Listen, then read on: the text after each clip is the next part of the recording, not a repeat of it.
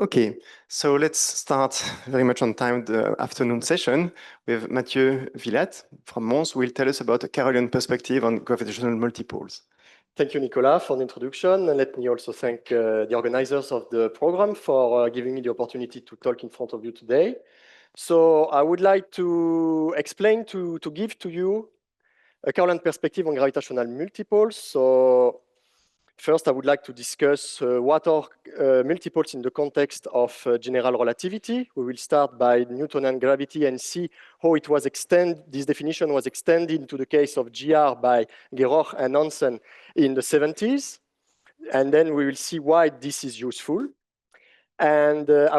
And in the second part of the talk, I would like to show you how these multipoles that were obtained by Geroch and Hansen can actually be computed at null infinity using Carrollian boundary techniques and especially Carrollian charges.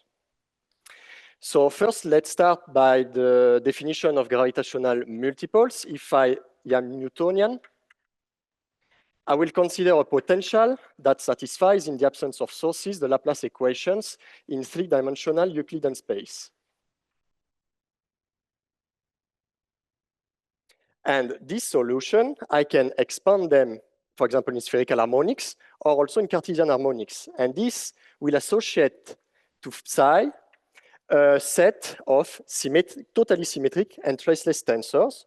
This is the usual expansion around an origin.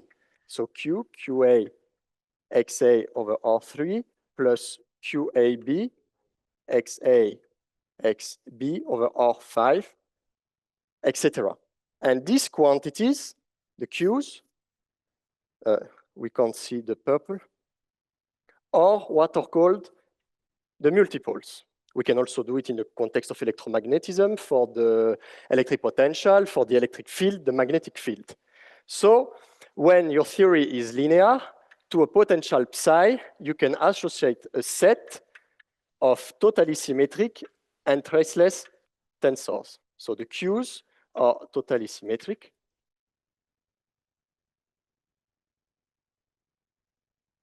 And traceless. And there is a one-to-one correspondence between the potential phi and the set of multipoles. So from phi, you can do an expansion, you get the multipoles, or you can give yourself a set of totally symmetric and traceless tensors and build upon this set a potential. So the question is, okay, this works for Newtonian gravity, but why do we care to do this in GR? Actually, in GR, it can be useful for the following thing, to help you interpret solutions of functions equations that you get that are written maybe in a weird coordinate system. So to help you interpret it, you can compute its multipole using the prescription I will tell you in 1 second, build the Newtonian potential analogous, built upon this set of gravitational momenta, the Newtonian potential analogous to this GR solution. And instead of interpreting the GR solution, you interpret the potential you will build upon its momenta. So let me recap what I said. You have a GR solution. Second step, you compute its multipoles. So the Qs. 3, you build psi Newtonian analog.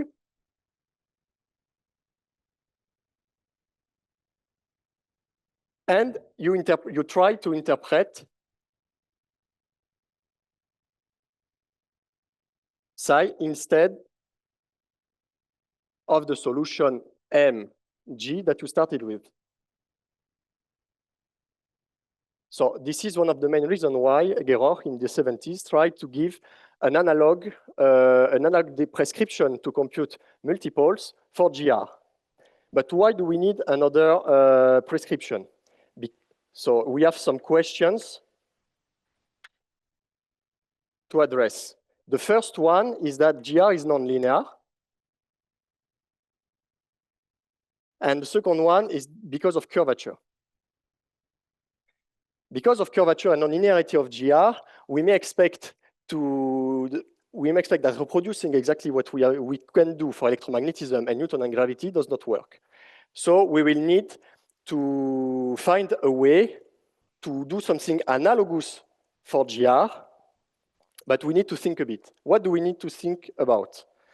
We need to ask ourselves about the following thing.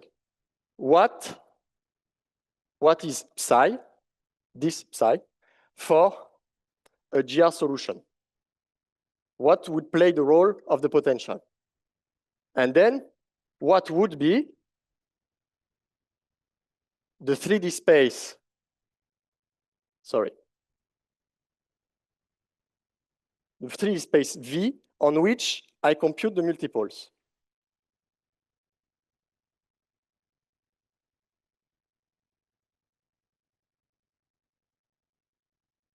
And so in the 70s, Gerhoch and Hansen answered these two questions for the simple case of static and then stationary solutions of Einstein's equations. So basically, the outline of the talk will then be, I will use this part. I can erase? Okay, thank you. So in the first part, I will recap what is the Gerhoch-Hansen prescription for gravitational multipoles in the case of a stationary solution of Einstein's equations. In the second part of the talk, I will explain to you, if you have a Carrollian manifold, how you can compute charges. And in the third part, I will show you how to reinterpret the Gerhoch-Hansen prescription as Carrollian charges computed at Scry. Yeah, Laura. The what? Thorn, I think it was a bit after. Slide. Huh?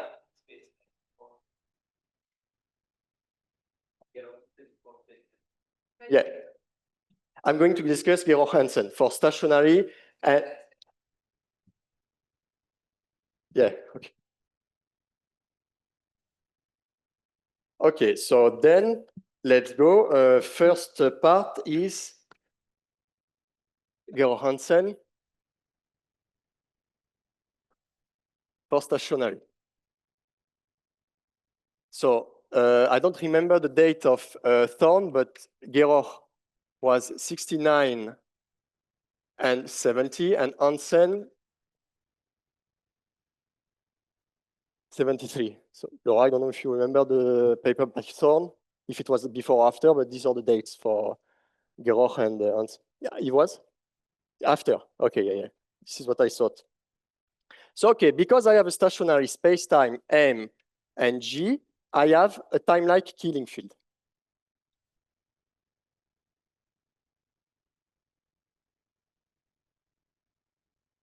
From this time-like Killing field, I can construct two quantities. First, its norm, that I will call small lambda, and its twist form. The twist form is defined in such a way, epsilon ABC. Morally speaking, it's a psi wedge dic psi.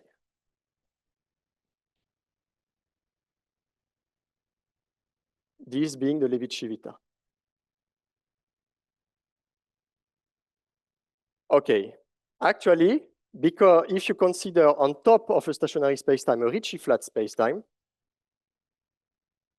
Einstein's equations will imply that the twist form is closed. Therefore, you can build, therefore it is locally exact, so you can get a scalar, little omega, which is called the scalar twist. So from your Killing field, in a Ricci flat stationary spacetime, you get a first scalar, which is the norm, and a second scalar, which is the twist. Upon these two quantities, we will build analogs of phi, the gravitational potential. We can build two such fields. So we have two potentials. We have phi m, which is this combination between the norm and the twist squared over 4 lambda. This is the mass potential. And we also have the angular momentum potential, which is given by the twist.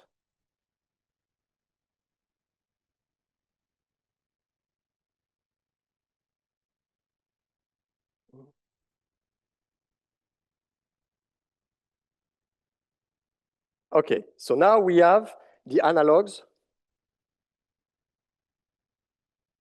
of psi.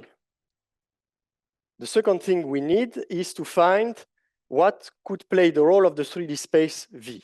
In a stationary spacetime, we can find a preferred three-dimensional space quotienting the manifold by the trajectories of the Killing field, of the symmetry of the spacetime. So this is what we play the role of V. I consider the manifold small s, which is M quotiented by the orbits of psi.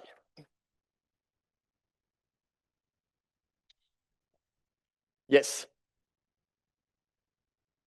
How to get this mass potential and angular momentum potential? How they got it?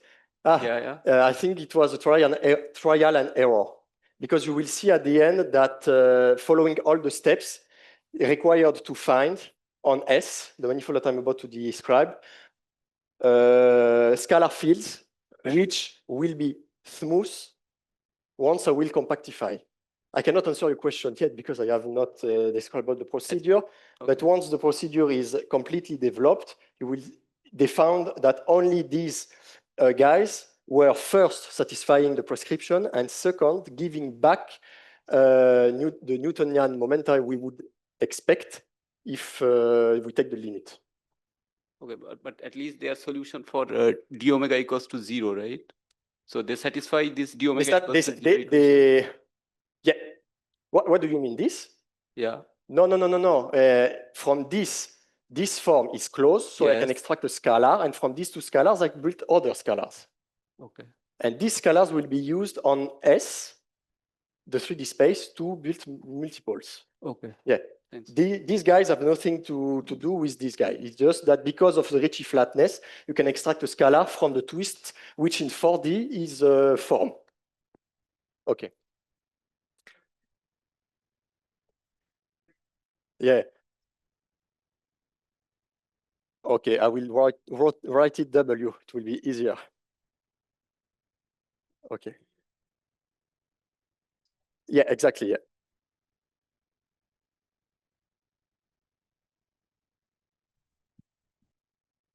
So now I go to S, which is the manifold M quotiented by the orbits of the Killing field. It's a three-dimensional manifold. And it inherits from GAB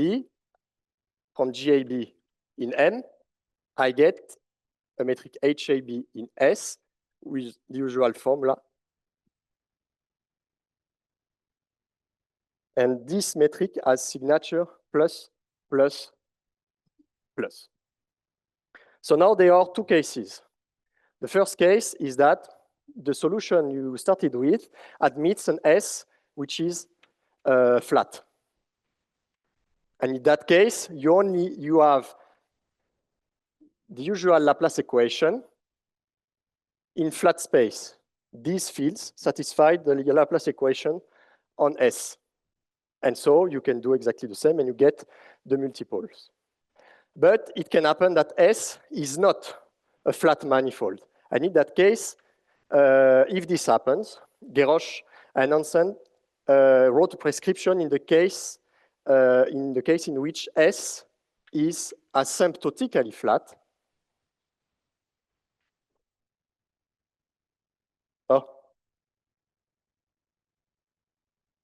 At spatial infinity. So either S is flat or we ask it to be almost flat, so asymptotically flat. So I recall that S being asymptotically flat at spatial infinity means that you can find a complete compactified manifold, conformally compactified manifold, which consists of S union a point big lambda that represents infinity, such that the metric on the compactified manifold is obtained through with the conformal factor from the usual, from the metric you started with, such that this conformal factor has a double pole at lambda. So it vanishes at lambda. Its first derivative vanishes at lambda, but its second derivative does not. Okay, and now I put bars on D, and this is Levi-Civita for the compactified metric.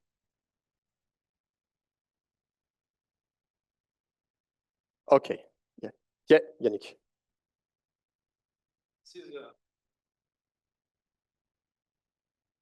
Yeah, this is natural definition for being asymptotically flat for a spatial infinity, but there is another type of compactification which is natural, which is adding a sphere instead. So I mean, sometimes people call it projective compactification versus conformal. Or, I mean, I'm sure there are many names. I mean, yeah. So does that if you try? Well, typically this is stronger. This is a stronger rating. So the thing is that the multiples then will be derivatives, completely symmetric and trace-free derivatives of these scalar fields evaluated at lambda. Okay. So I would say that if we take the sphere, then it would maybe makes more sense to take another derivative for the, let's say the nth momenta, you take another derivative and you compute the charge associated on the two sphere. Intuitively, this is what I would say. Okay. Okay. Yeah, there are two ways of adding points at infinity of R. Either you add this is a one-point compactification. It's conformal compactification, but you can also add a sphere.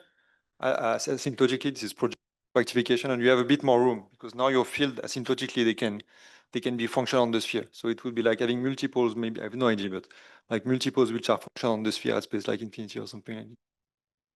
Yeah, it's just a less rigid way of having asymptotically flat space. Yeah.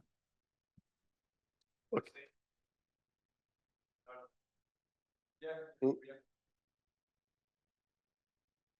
Okay, thank you, Yannick. So now I am in S bar, the compactified manifold, and I consider the compactified, in quotation mark, fields. So phi, if phi represents either phi m or phi g, I consider phi bar, which is phi over square root of omega. And the prescription is the following.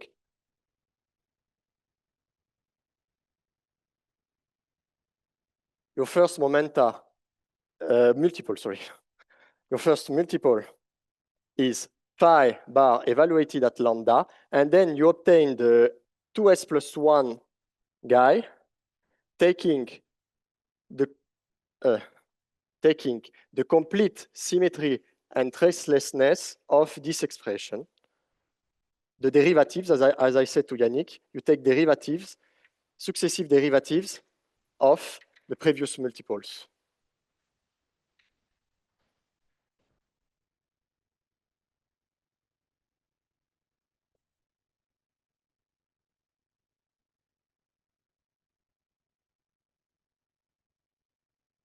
A1, A2, and the A3, A2S, evaluated at lambda.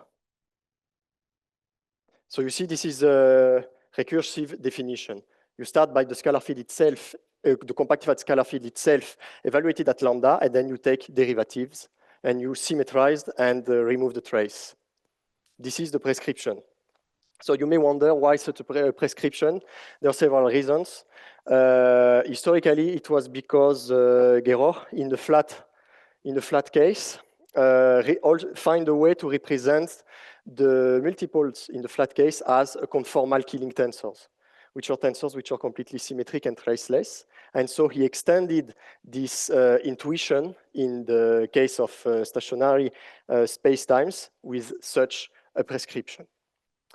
There are several comments in order with this prescription. So first, Matthieu, yes. I have a question. Yeah, on the right-hand side, the indices between brackets, it goes from, for example, the first is derivative. No, S plus 1, I'm sorry. Okay, yes, that's what. Thank you, Nicolas. Should be better, yeah. So the first one is with a sentence how to explain this. The gravitational multiple. Oh, S plus 1. Sorry? On the right-hand side. Thank you. So the gravitational multiples of a stationary solution of Hashem's equations corresponds to completely symmetric and traceless derivatives of the compactified potential evaluated at infinity in the compactified manifold, three-dimensional manifold. Yeah, Andrea? Okay. More or less the analogy with killing tensor, okay, but what specifies this second term? Why the second term is there? What is the problem? This is what I'm about to say. It's because computing a multiple in Newtonian theory or in electromagnetism refers to a specific origin. If you change the origin, you will change the value of your multifold. So how does this change of origin is taken into account in this formalism?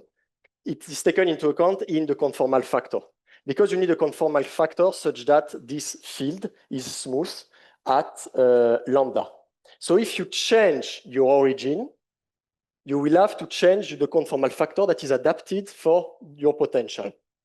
So the change of origin translates into conformal rescaling of big omega. And for the multiples to still have the right behavior, I mean, a multiple of order n should only transform into multiples of lowest order, of lower order, n minus 1, n minus 2, etc. This was the only possibility that Geroff transform under what? Change of origin. Change of, yeah. If I do big omega goes to small omega, the multiple at order s plus 1 should only transform into lower order multiples. So this is how they find this weird term here. So this formalism is, okay, it may be a bit cumbersome, but it's very useful because it takes into account the change of origin using conformal rescalings. Okay, the few remarks that I would like to make is that the first one is that Geroff, in the 70s showed that such a prescription is okay with the Newtonian limit.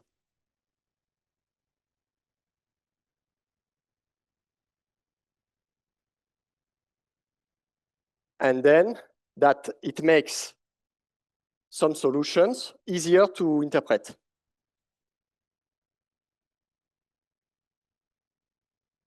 So the example that Geroff gave was the Weyl solutions of Einstein equations. So a Weyl solution, I will just write the metric and explain a bit. So you have two parameters, beta and alpha, dr squared plus dz squared plus r exponential minus 2 alpha d theta squared. So such solutions are completely characterized by a scalar field alpha, which satisfies Laplace equations in 3D. You give yourself a scalar field that is Laplacian free in 3 dimensions. You can build a unique solution that goes into the Weyl class of Einstein's equations. Naively speaking, you can say, okay, the multiples of such a metric are just the multiples of this alpha. Okay, you have the right to do so. But, no, sorry, beta depends on alpha. Can be obtained solving such equations.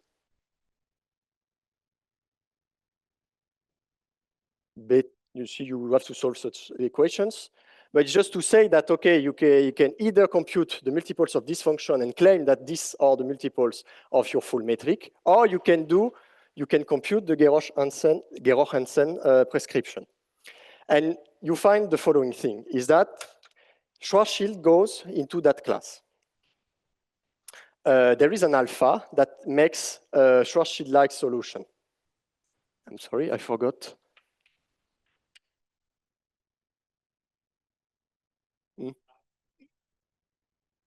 Yeah. Alpha isn't naturally related to the Newton potential in the limit, no? So it satisfies, okay, Laplace equation, fine, I can do a multiple expansion, but a priori they have nothing to do with the multiples of the Newton potential, no? Yes, exactly. And this is actually what they showed. Indeed, if you take the multiples of alpha, they won't give you the right interpretation in the Newtonian limit, but this prescription will. Okay. So my example was just to show that even though this prescription looks weird, it has a better meaning than what you would have done naively. Yeah, but naively, so it's not that any function that satisfies a Laplace equation must be Newton potential, no? So in a sense, it was a bit... Yeah, it's true. Yeah, okay. Yeah, I agree with your interpretation. But yeah, this is just to recap why they define such a prescription. I'm just repeating a bit the historical argument. But okay, I just want, yeah, Laura? Yes, so now that you wrote the prescription, can you go back on this expression for the mass and angle and explain what goes wrong if you go away from these yeah, the thing, as far as I understood the historical papers, is that, thank you, is that you need this field in the compactified space first to be, you need it to be smooth at lambda. And to show that they are smooth, you will use Einstein's equations.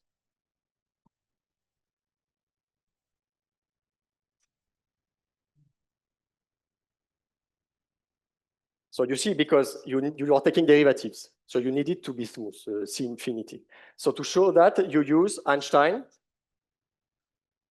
on S. And Einstein on S will give you a Laplacian-like formula for phi only if these are the values.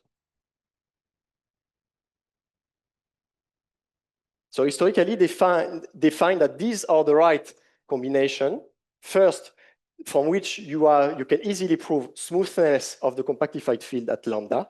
And second, I'm about to write it. I will show you what does this prescription gives in the case of the Kerr solution. And these are the expressions that gives you a meaning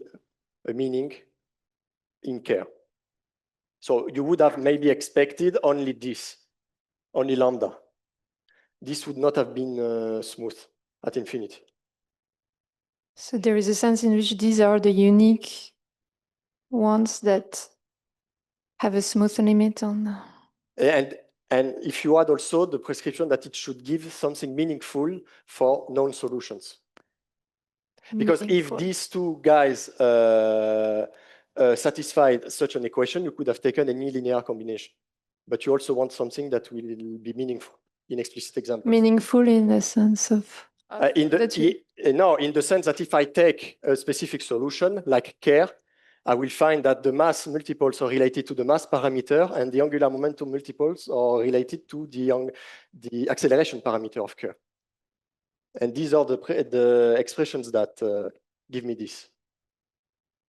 Actually, I will write it because you asked the question now. I was about to do so. But if you take Kerr, you will get, so from phi m, you will get multiples m a1 as.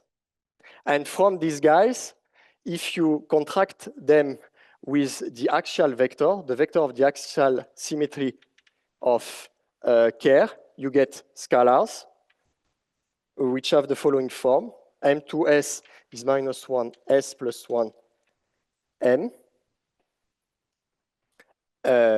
A to S, and from phi j, you get j a1s as, and you get such an expression. So with these guys, you find a difference in the power of acceleration parameter between the mass multiples and the angular momentum multiple. Okay. So basically, what I want to do now is to show how these quantities can actually be obtained as Carrollian charges at Cry for asymptotically flat spacetimes. So the first part is a crash course on how to compute charges in a Carrollian manifold. And then I will use the line element that represents asymptotically flat spacetimes and extract from it Carrollian charges, which reproduces these multipoles. So second part, Carroll charges.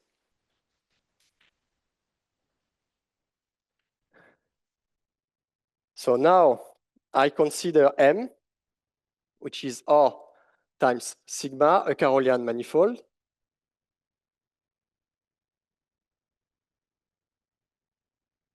So this Carrollian manifold will be described by Cartan's frames.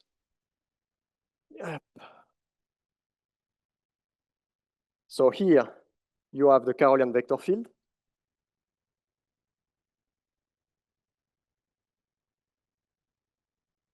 Here you have the associated clock form. They satisfy this condition. And of course, the rest of the tetrad is dual to the co-tetrad, A, B. And this is such that the metric is 0 times d times tau squared plus delta AB, theta A, theta B. So Carrollian manifold, degenerate metric. You can add to this geometric structure a connection, nabla. You will ask it to be almost a Levi-Civita connection in the sense that it preserves the fundamental vector field and the metric. And you can extend it to be a Weyl operator in the following sense. If you have a quantity T that transforms under Weyl transformations with a weight W, dt will weight W plus 1. Okay, I'm going a bit fast, and this is the only part of the talk where I am asking you to believe me like this. But if you want further explanations about how to add a connection, etc., for example, you can see the talk by Adrien next week and Simon in 2 weeks.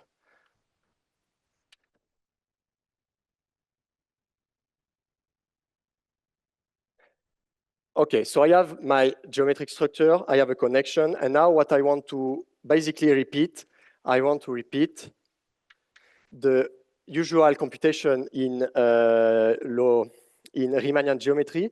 I take an action. So in the Riemannian case, I take an action that depends on matter fields, and I couple the matter fields to gravity.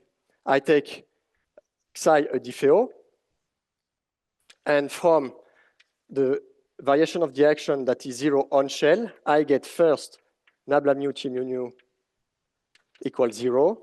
And on the boundary term, I read the current I mu, which is psi mu t mu nu, from which I compute a charge. This is what we do in the relativistic case. I just want to repeat these steps for Carroll. Just to show you how we compute a charge in that case.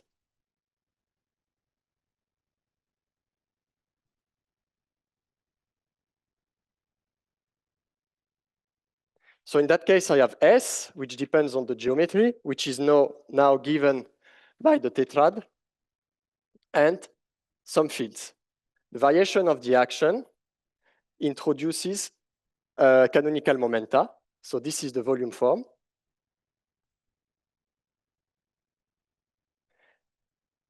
So associated to tau, I have a vector T, and associated to theta A, I have another vector TA. And then I have variation of the fields times the equation of motion. These guys are vectors, so I can decompose them in the basis of vectors, pi mu plus pi A EA, and same for TA.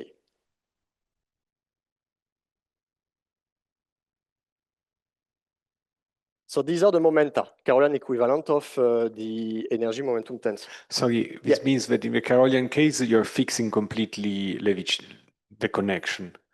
Yeah. You made a choice and you kill the ambiguity. Yeah, I take a specific connection, yes. Okay. So I don't want to enter into the details, but at least the connection has to preserve the fundamental geometric quantities, so the degenerate metric and the field of observer, the Carrollian vector field. So now if I take the variation under diffeomorphisms, I ask it to be 0 on shell. So on the one hand, I will get the Carrollian equivalent of Navier mu T mu nu equals 0. And I will get also the current from which I will build a charge. So the equivalent of this, or I will sketch them. So time derivative of pi plus divergence of pi I plus something b equals 0. And there is another equation for pi AB, but I will not write it. But you see the, I would say 5. Oh, okay. So you see the, how to say, the procedure. And from the boundary term, you can read the current. So the current will be like the contraction of the momenta with the psi, and especially the important guy will be the time component, because this is from this time component that we can compute the charge on sigma. You integrate this kappa on sigma. So this is how you compute a charge. Yeah, okay, in Carroll manifold. So what you need? You need a set of momenta, a set of pi's that satisfies these equations and a Killing field. Then you contract and you compute the charge.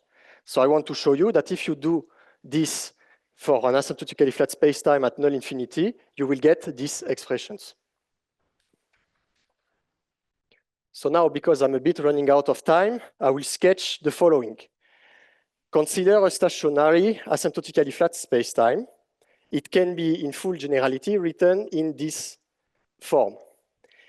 So this is an ugly form with a lot of notations, but most of them you already know, but you may have another notation. So in green, I am making squares around what represents the geometry.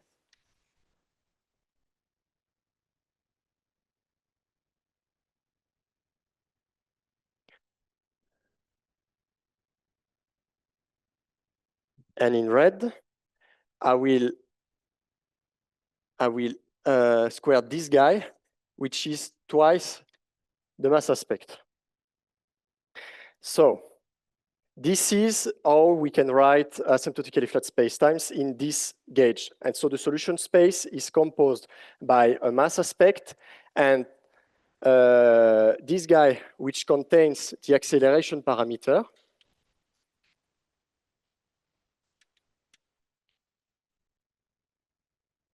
And this guy, which is related to the cotton tensor. The cotton tensor is a tensor that corresponds to a third derivative of the metric. So basically, if you prescribe a mass aspect, a cotton scalar, and an acceleration parameter, you can write all the solutions that belongs to the family of Kerr-Tobnut. So rotating black holes, which can have a mass and a nut charge. Okay. And these quantities are defined on Scry. So now I have an expression of the bulk metric, as usual, in terms of data living at null infinity. So now I want to find sets of momenta that satisfy the conservation equations so that if I contract with a Killing field, I can build charges. You see that this expression is a resummed expression. It's not an infinite series in powers of R, because in this case, the case of Kerr-Tobnut belongs to a special class of family, which are algebraically special, and for which the infinite expansion in powers of R that you would expect actually resums. But this expression, you can actually expand it back. And if you expand it back in powers of 1 over R, you will get towers of momenta of the form epsilon c, this letter which is pi, var pi, etc. Squared maybe, 2s.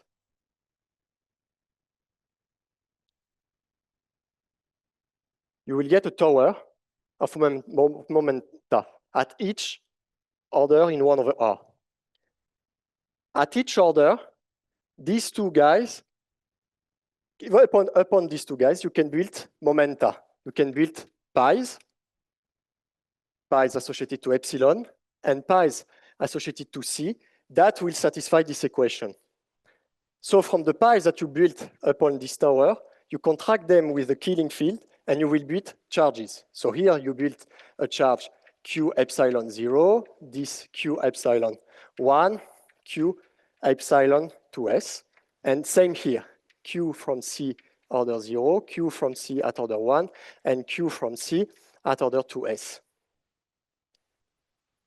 And okay, I'm a bit fast, but it turns out that these charges reproduced the M2S of Hansen, the one that I wrote after Laura's question here, and this tower represents the G2S plus 1. And the last comment, so we were able, so just to clarify, these momenta were computed in a 3D space obtained by quotienting the solution of Hansen's equations by the orbit of the Killing field and going there at infinity. Here, this is a different perspective because we compute them directly at Scry, at null infinity. So here it was spatial infinity of a 3D space. Here it's at null infinity of the full manifold. So first thing, this is why this is different. We computed also this momenta using psi being partial t, the time-like Killing field of the stationary solution. But in Kerr-Tobnut, we know that we also have another vector, which is a Killing, partial phi. So we could have been able, using this procedure of contracting this momenta with this Killing instead of this Killing, to build other monopoles. So we can, multiples, sorry. So we can build more multiples with this prescription than the one of Georg Hansen. And the last observation is that, okay, here you have a tower of charges built upon epsilon, which contains the mass aspect, so which comes from the energy momentum tensor.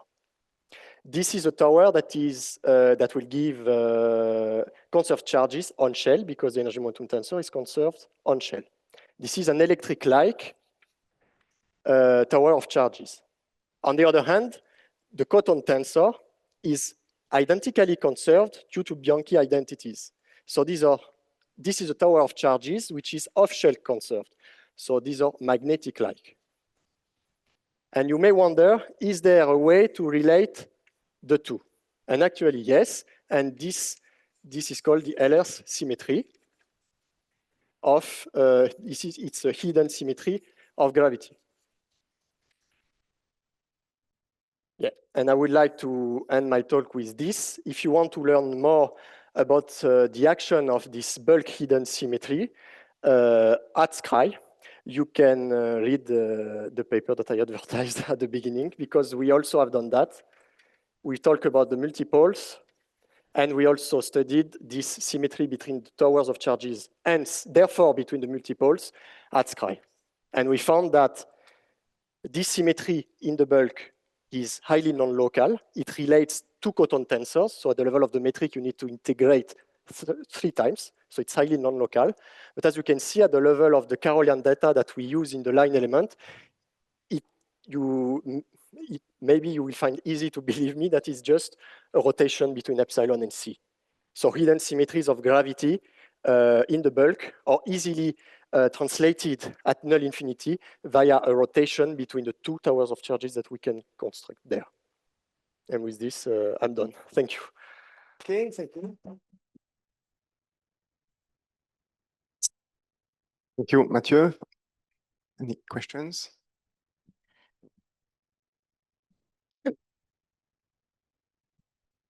Yeah, sorry, I think this is the relationship with the Carroll charges that you defined in first place. So you have a tower of multiples, and how do they relate to the pi's? They relate to the? How do they relate to your pies? Sorry. Yes, I would like to say, I wanted to say that, okay, you expand back this expression, you can find pies, and then you contract your pies with the Killing field of the solution at hand. So here I have contracted them with partial t because I have a stationary solution, and I have built these charges, the Qs. And what I said after is that, okay, I have another Killing field in Kerr, which is partial phi. I could have constructed 2 towers of charges upon this Killing field and get another set of multiple. So once you have your pies, you take psi Killing, and you write this kappa, which is just a contraction of the Killing with the momenta. This is a Carrollian equivalent of psi mu t mu nu, which gives you the current E mu. And you integrate the time component, and you get a charge. So should we think of it as some sort of spherical harmonic expansion of pi, or some sort of this? No, I don't. What do No, just to make sure, pi is a function on the sphere? pi? Yes. Yeah. Yes. No, it's pi is a function at sky, because pi depends on epsilon, that depends on t and x. Yeah, and these q's, they are just numbers. So yeah, and so this is the Killing field which is expanding in this S. This is what you're saying. Okay. Okay. No, I'm asking. Can you repeat? So pi is, sorry, this is something very basic which I'm not saying. So pi is a function on scry. It's just a function pi, right? Yeah. So, but this charge, these multiples, they are numbers. Yeah. You go from one to the other by contracting against with the Killing and then integrating, yes. Yeah. So, but which Killings are we talking about here? Is the Killing of what? This Killing, the timeline Killing field that you always have when you have a stationary solution. Oh, okay, those ones. Okay. Oh, okay. Okay. Sorry, I was missing this. Huh?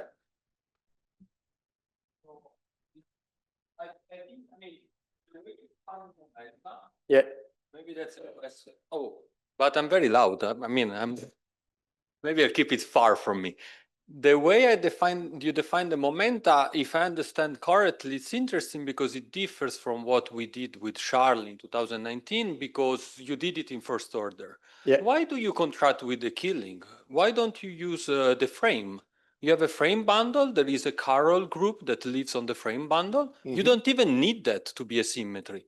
In that case, you will be able to define, I thought you were going in that direction, that I think it's interesting. You're able to define sources and stress for any background because you went to first order. So it's a local expansion that you're doing.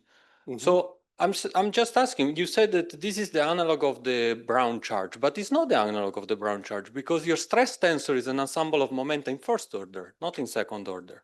So if you don't take psi, but you just take lambda t as a parameter inside your Carroll metric, the matrix, the tact in the frame bundle, I think you're able to define a charge that might be not conserving full generality, but is this is true, more interesting, I would say. You mean I could also act with local transformations? Boost?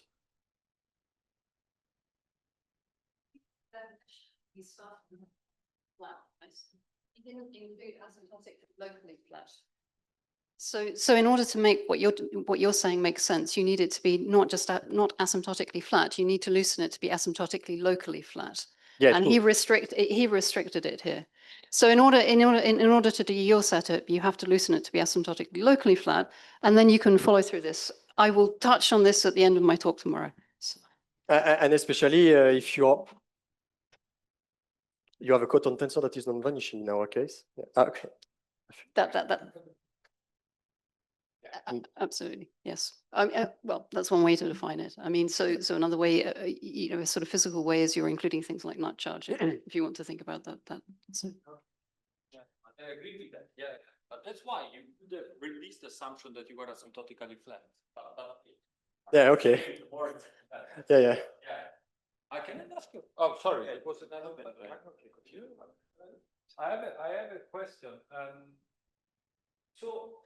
In the past, these symmetries that relates the electric and the magnetic tower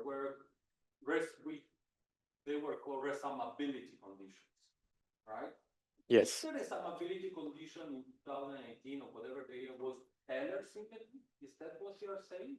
No, I'm not. No, it's just that there is a symmetry that relates the two, and it turns out to be the action of Euler's symmetry in the bulk on Scri. If you, what I'm saying is that if you consider Euler's symmetry in the bulk, which is a hidden symmetry, its action on Scri will be the rotation between C and epsilon. So the resummability condition that you're talking about. Thanks. This is translation of the bulk symmetry. Thank you very much. Right. Maybe the question is, yeah, from your Q, can you recover Thorne's radiative moments? I mean, can you recover from this Q this radiative moments of Thorne? No, this I don't know yet. No, so do you have any expression for Q? Because I understand if you restrict to del T and del phi, you will get the mass and angular momentum. Yeah. So do you have a generic expression for Q which depends on generic xi? No, no, I don't have, sorry. Because this is because I think this is what Geoffrey, Oliveri, and Siras did. Okay. So they have a kind of multiple symmetry vector, and this shows that the charge correspond to these multiple symmetry vectors are actually all the multiple order. Ah, okay. So do you have any, comment on that? No, because here we are dealing with a scalar. So what vector is it? No, I'm not familiar. I'm saying that's just whether I can compute this Q for a generic xi vector field. Oh, yes, I think it can be possible because once you are, these are always present, the pi's, the momenta from this metric, but then you can contract with the xi you want. So I would say, yes, it's possible. Yeah. In general, they won't be conserved, yes. Yes, but if you relax this condition, say delta of S equals to 0, I can just compute what is the symplectic potential of this action. Then I can relax that boundary condition itself. Then you can compute. Okay. If I may add a comment, there is a result that shows that if you have such a metric in the bulk and you consider a Killing field, on the boundary, it will give you a Carroll Killing field that obeys being a Carrollian Killing field means that you preserve the fundamental geometric quantity, so the metric and the vector field. And if you have a Killing field in the bulk, this will translate on the boundary into a Carroll Killing field that obeys a stronger condition than just preserving the vector and the metric. And this stronger condition allows all the Qs to be conserved. So, question on yeah. Do you know the relationship between these tower charges, which are being conserved, with the tower charges we have when it's radiative, which is the same double infinity charges? No, actually, no, I don't know. This is why I'm presenting it. They just perturbatively, so they correspond. Mm-hmm. So, like you don't know. No, I have not made the, even with the chart, the higher spin charges that you have. I don't know if there is any relationship. Maybe I'm sure. Okay.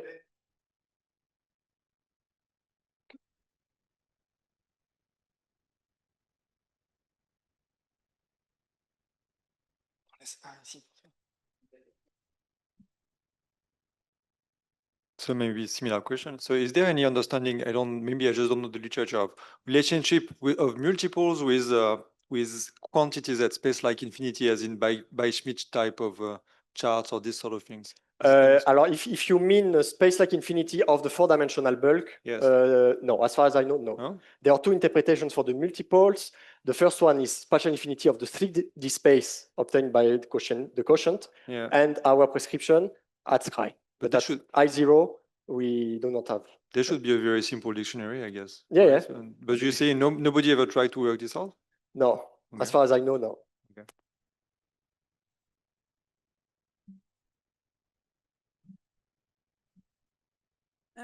You said these two towers of charges are connected. I mean, they get rotated by the Euler symmetry on Scri plus, which is nice. But what do you mean by Euler symmetry in the bulk? Because I thought 4D gravity doesn't have Euler symmetry, right? No, it has. I said. I mean, okay, maybe non-locally. I will tell you. So you start by NG, which is four-dimensional, Ricci flat, and it has a Killing. You reduce to this S, which is again M quotiented by the orbits of the Killing field. And you get ancient equations there, which are expressed in terms of the twist, scalar, and the norm. And these equations that you get obeys an SL2R symmetry. So you rotate the twist and the norm. So you get another S with lambda prime, omega prime. And you can go back to 4D, M prime, G prime. And this is what is called Ehlers in the bulk. But this is non-local because you can show that these two metrics, they are related with an algebraic transformations at the level of their cotton tensor, so the third derivative. This is why I'm saying that it's non-local. Maybe it's non-local in the metric, because if you relate the third derivative of one thing with the third derivative of another thing, if you want to relate the two metrics, you need to integrate, morally speaking, 3 times. Okay. I would expect like even non-local in time or something. I mean. Ah, for sure. Yeah. Also? Yeah, because the cotton tensor is the Right, okay. Yeah, the full derivative, yeah, with all the indices. Maybe just a comment, since Laurent was asking a question. Laurent, just the magnetic tower are the entropy of the extended corner symmetry for simple spacetimes. That's one easy link. The magnetic tower are the entrophies that you discussed in your paper about the quadjoint orbit method for the extended corner symmetries. There are tab-nut charge and higher modes of tab-nut charges in simple spacetimes. Of course, in more general spacetimes, I don't think there is a direct link, but since you asked for a link, that's one. Although they are Casimirs. Here, yeah, I know. There's another link to be made. Yeah.